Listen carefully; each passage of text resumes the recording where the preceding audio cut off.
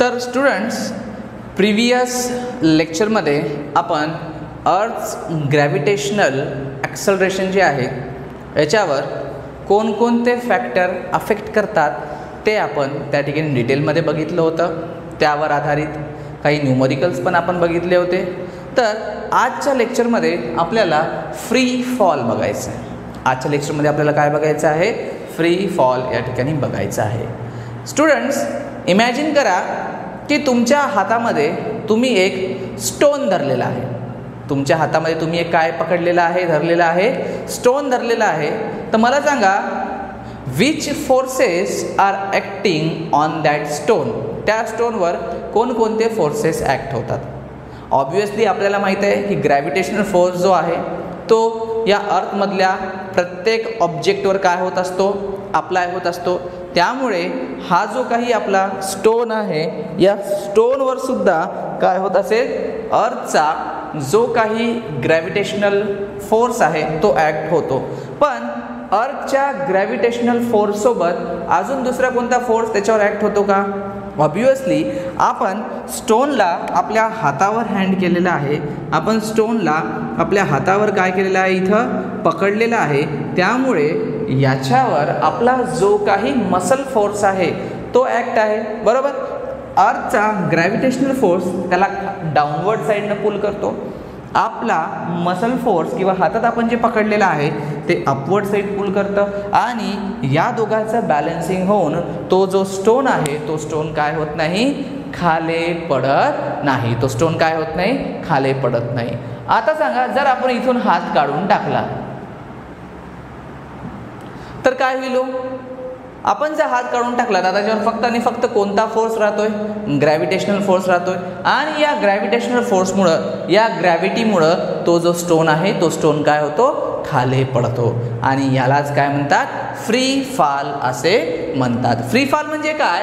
Whenever an object moves under the influence of the force of gravity alone it is said to be falling freely. म्हणजे एखादा object फक्त आणि फक्त त्याच्यावर gravity act आहे आणि त्या ग्रॅव्हिटीमुळे जर तो ऑब्जेक्ट काय होत असेल? खाली पडत असेल तर त्याला काय म्हणल्या जातं? फ्री फॉल असं म्हणल्या जातं. फ्री फॉल म्हणजे काय?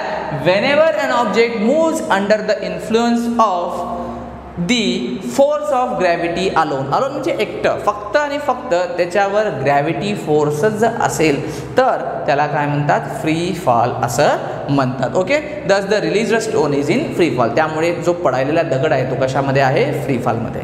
बघा, प्रॅक्टिकली जर आपण बघायला झालं, हा जो स्टोन जर समजा आपण काय केला? खाली रिलीज केला, तर हा स्टोन ज्यावेळेस खाली येतो त्यावेळेस त्याच्यावर आपली जी एअर आहे त्या एअरचा फ्रिक्शनल फोर्स त्याचबरोबर बुयॉन्ट फोर्स हे दोन्ही फोर्स त्याच्यावर काय होतात? ॲक्ट होतात. त्यामुळे प्रॅक्टिकली हा फ्री फॉल नाही आहे. आणि फ्री फॉल हे प्रॅक्टिकली कशामध्ये होत असतं? व्हॅक्यूममध्ये होत असतं. बाकी जनरली एअरमध्ये फ्री फॉल होत नाही. ठीक आहे. तर फ्री फॉलमध्ये काय करायचं असतं? जर समजा एखादा ऑब्जेक्ट वर जात असेल in free fall, if any object is moving in upward direction, तर तो अपवर्ड डायरेक्शनमध्ये चालला आहे means it is performing the work opposite to the gravity. म्हणजे तो काय करत आहे? ग्रॅव्हिटीच्या विरुद्ध कार्य करत आहे. त्यामुळे या ठिकाणी ग्रॅव्हिटीची व्हॅल्यू आपल्याला काय घ्यावी लागेल? निगेटिव्ह घ्यावं लागेल. आणि if any object is falling down, जर एखादा ऑब्जेक्ट खाली पडत असेल तर तो कोणाकडे येतोय? ग्रॅव्हिटीकडे येतोय. कारण ग्रॅव्हिटी खाली ओढते आणि तो यायला पण कोणाकडे? ग्रॅव्हिटीकडे येतोय. म्हणून या ठिकाणी जीची व्हॅल्यू काय करायची आहे? तुम्हाला प्लस घ्यायची आहे. कळालं? या दोन गोष्टी लक्षात ठेवा. वर जात असेल तर जीची व्हॅल्यू निगेटिव्ह घ्यायची आणि एखादा ऑब्जेक्ट खाली येत असेल तर जीची व्हॅल्यू आपल्याला काय करायची आहे? पॉझिटिव्ह घ्यायची आहे. ठीक आहे. तर बघा, न्यूटनचे जे 3 कायनेमॅटिक्स इक्वेशन होते त्याला आता आपण फ्री फॉलमध्ये फ्री फॉलचे ते इक्वेशन्स कसे येतील ते आपण बघूया. बघा, फ्री फॉलमध्ये एच्या ऐवजी तुम्हाला काय करायचं आहे? जी घ्यायचं आहे. आणि फ्री फॉलमध्ये वस्तू कुठं पडते? खाली पडते. म्हणजे सुरुवातीचा जो त्याची इनिशियल वेलॉसिटी आहे, यू म्हणजे इनिशियल वेलॉसिटी, ती इनिशियल वेलॉसिटी काय राहणार 0 आणि ती इनिशियल वेलॉसिटी आपल्याला u बरोबर 0 पुट करायची आहे. तुम्हाला न्यूटनचे 3 कायनेमॅटिक्स इक्वेशन आठवत असेल. पहिला होता v = u + at, सेकंड होता s = ut + half of at², आणि थर्ड v² = u² + 2as. ठीक आहे. तर आता या ठिकाणी बघा v ला v ठेवतोय, यूच्या ठिकाणी 0 पुट करा, एच्या ठिकाणी g आणि हा ला t, म्हणजे v बरोबर gt. हा काय झालेला आहे फ्री फॉलचा फर्स्ट इक्वेशन आला आहे. यसला यस घ्या, यूच्या ठिकाणी 0 × t प्लस हाफला हाफ, एच्या ठिकाणी g t². 0 × t म्हणजे 0च येणार. s बरोबर काय येणार हाफ ऑफ gt². हा काय झालेला आहे तुमचा फ्री फॉलचा सेकंड इक्वेशन आलेला आहे. थर्ड v² ला v², यूच्या ठिकाणी 0² + 2, एच्या ठिकाणी gs म्हणजे v² = 2gs. हा काय झालेला आहे फ्री फॉलचा थर्ड इक्वेशन झालेला आहे. ठीक आहे. तर मुलांनो हे इक्वेशन्स जे आहे ते तुम्हाला काय करा लिहून घ्या, कारण एक्झाम्समध्ये प्रश्न विचारला जाऊ शकतो what is mean by free fall and explain it's 3 equations. तर या ठिकाणी याला तुम्ही लिहून घ्या, समजून घ्या, आणि काही जरी अडचण असेल तर आपल्या ग्रुपवर तुम्ही टाकू शकता. तर व्हिडिओला इथंच तुम्ही पॉज करा आणि पॉज करून हे इक्वेशन्स लिहून घ्या. तर स्टुडंट्स आता आपल्याला या ठिकाणी एक न्यूमरिकल पाहायचं आहे. काय म्हणतं बघा हा क्वेश्चन आपल्याला. An iron ball of mass 3 kg is released from a height of 125 meter and falls freely to the ground. याचा अर्थ एक 3 किलो मासचा एक आयरन म्हणजे लोखंडाचा बॉल आहे, तो 125 मीटर हाईटून आपण सोडला. falls freely that means only under the influence of gravity. Assuming that the value of g is 10 meter per second square. आता हा बॉल खाली येतोय, g ची व्हॅल्यू पॉझिटिव्ह घ्यावं लागेल आपल्याला. Calculate time taken by the ball to reach the ground. सगळ्यात पहिले आता काय काढायचं आपल्याला time taken by the ball to reach the ground काढायचं आहे. नंतर velocity of the ball on reaching the ground. ग्राउंडवर पोहोचल्यावर त्याची वेलॉसिटी काय असेल म्हणजे v काढायचं आहे फायनल वेलॉसिटी. इथं टाइम टेकन म्हणजे t काढायचं आहे. The height of the ball at half the time it takes to the reach the ground. ग्राउंडला आल्यावर तर आपल्याला माहिती आहे टोटल डिस्टन्स 125, पण अर्ध्या टाईमला किती टाईमला अर्ध्या टाईमला त्याची हाईट किती असेल म्हणजे तो जमिनीपासून सरफेसपासून किती हाईटवर असेल तो प्रश्न विचारला आहे. तर सगळ्यात पहिले आपण फर्स्ट काढूया time taken by the ball to reach the ground काढूया. Time taken by the ball to reach the ground. Okay. मी तुम्हाला सांगितलं आहे कोणतंही गणित सुरू करताना न्यूमरिकल सुरू करताना सगळ्यात पहिले गिवन डाटा लिहून घ्या. तर या ठिकाणी आपण गिवन डेटा लिहून घेऊया. ठीक आहे. काय काय दिलेलं आहे. सगळ्यात पहिले मास दिलेला आहे आपल्याला m बरोबर दिलेला आहे 3 kg. ओके. दुसरं काय दिलेलं आहे हाईट म्हणजे डिस्टन्स दिलेलं आहे s बरोबर 125 मीटर. बघा या ठिकाणी आपण न्यूटन्सचे कायनेमॅटिक इक्वेशन वापरणार आहोत, त्यामुळे डिस्टन्सला मी s घेतलेला आहे. g ची व्हॅल्यू दिलेली आहे अजून आपल्याला 10 मीटर पर सेकंड स्क्वेअर. सगळ्यात पहिले आता ओके एवढं दिलं. आता आपल्याला टाइम टेकन बाय म्हणजे सगळ्यात पहिले t काढायचं आहे. तर तुमच्याकडे m आहे, s आहे, g आहे. तर तुम्ही कोणतं इक्वेशन वापरणार ज्यामार्फत आपल्याला काय निघतं t निघेल. तर आपण या ठिकाणी न्यूटनचं सेकंड इक्वेशन वापरूया. s बरोबर ut अधिक 1/2 at². s ची व्हॅल्यू आपल्याला माहिती आहे 125. u म्हणजे स्टार्टिंगचा वेग आणि स्टार्टिंग म्हणजे इनिशियल वेलॉसिटी ही कधी पण काय असते 0 असते. ठीक आहे. कारण कधी पण नाही आहे फ्री फॉलमध्ये काय असते ती 0 असते, कारण आपण त्याला वरून काय करतोय खाली सोडतोय. म्हणून या ठिकाणी जे u आहे त्याला मी 0 घेतो.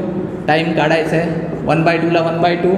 a ची व्हॅल्यू आपल्याला माहिती आहे 10 आहे म्हणून 10 आणि t² काढायचं. या ठिकाणी हा जो 10 आहे त्याला आपण 2 न डिवाइड करूया. 2 5 जा 10 म्हणून 5 आलेला आहे. 125 ला 125, 0 ला 0 प्लस 5 t². हे 125 डिवायडेड बाय 5 बरोबर काय येईल t².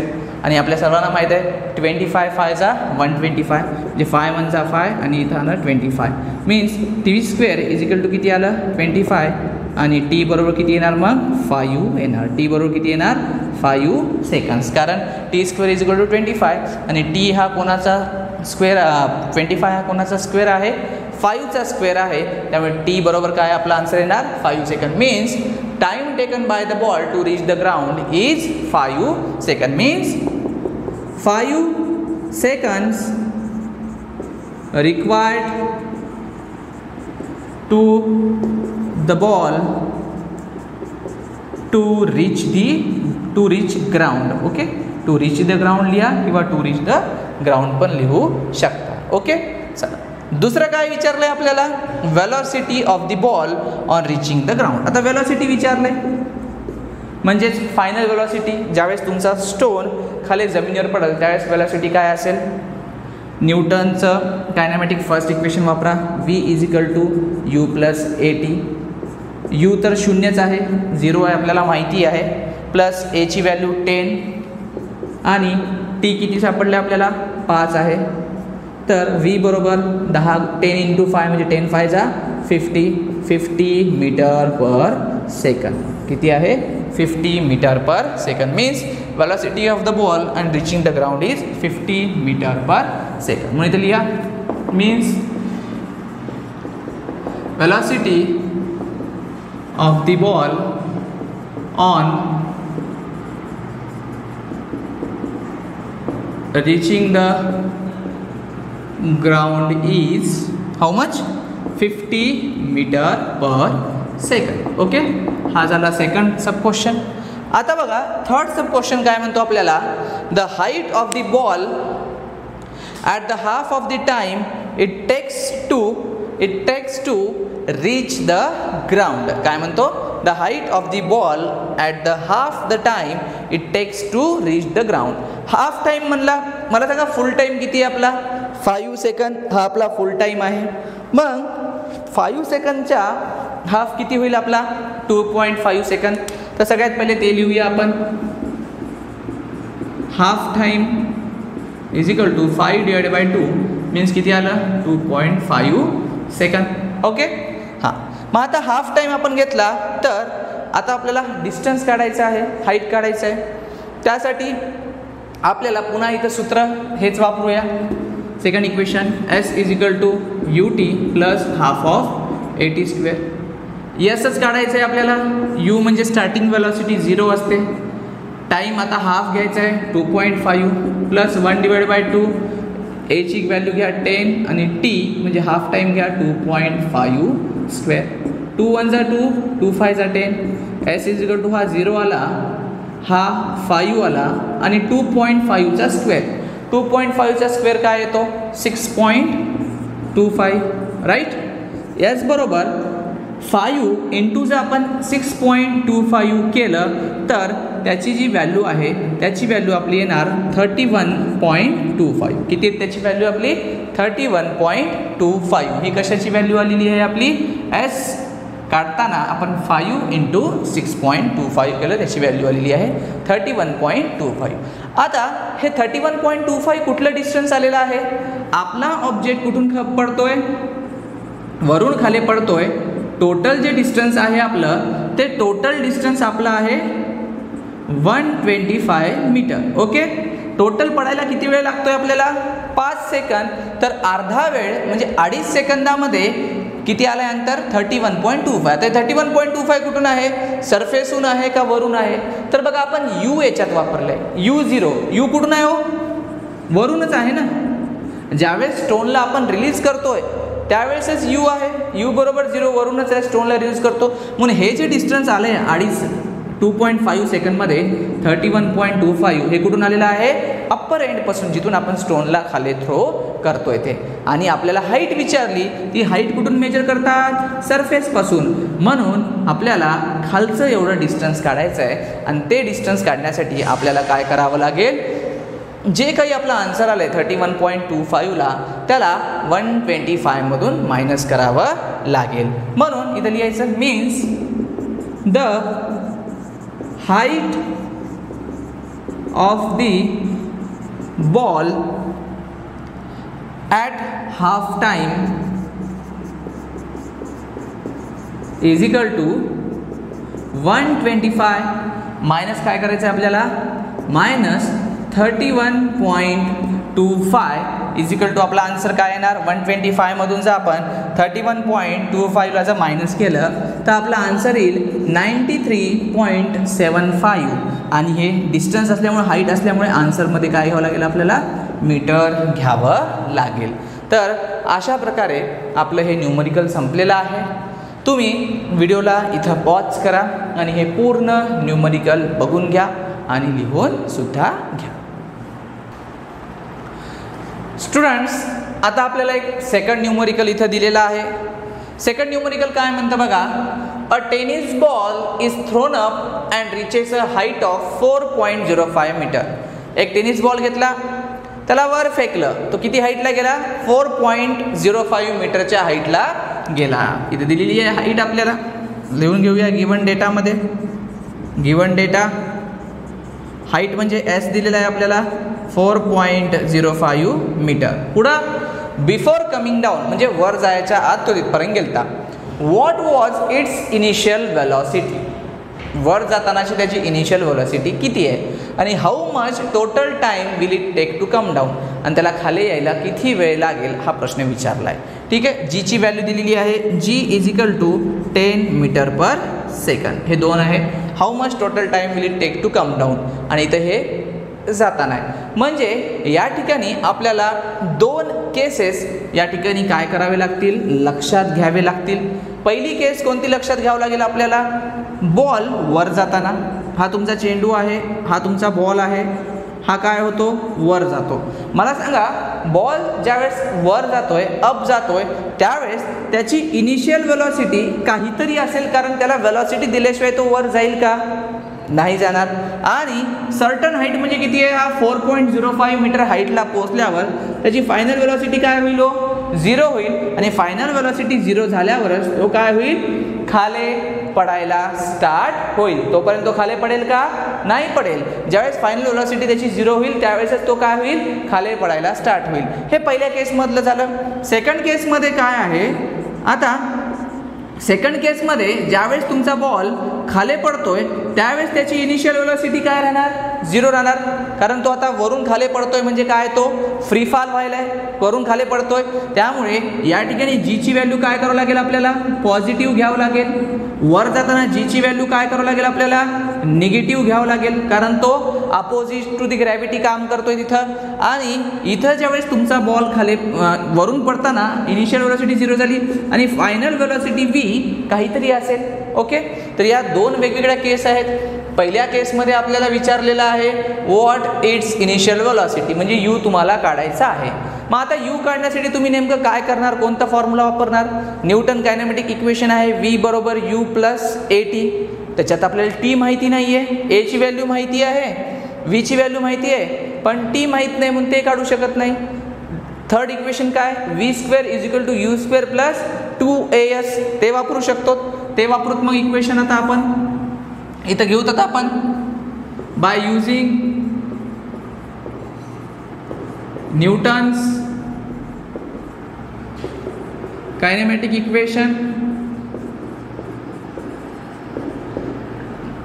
v square is equal to u square plus 2as. v ची किंमत किती आहे, 0. u आपल्याला काढायचं आहे यू स्क्वेअर, 2 ला 2 घ्या. a ची व्हॅल्यू घ्यायची आहे 10, कोणती, negative 10. Y, because it is going upward, वर चाललाय म्हणून. आणि s किती आहे, 4.05. राईट, 0 ला 0, यू स्क्वेअरला यू स्क्वेअर. आता हे 2 इंटू 10 म्हणजे किती झालं, -20 आणि गुणिले 4.05.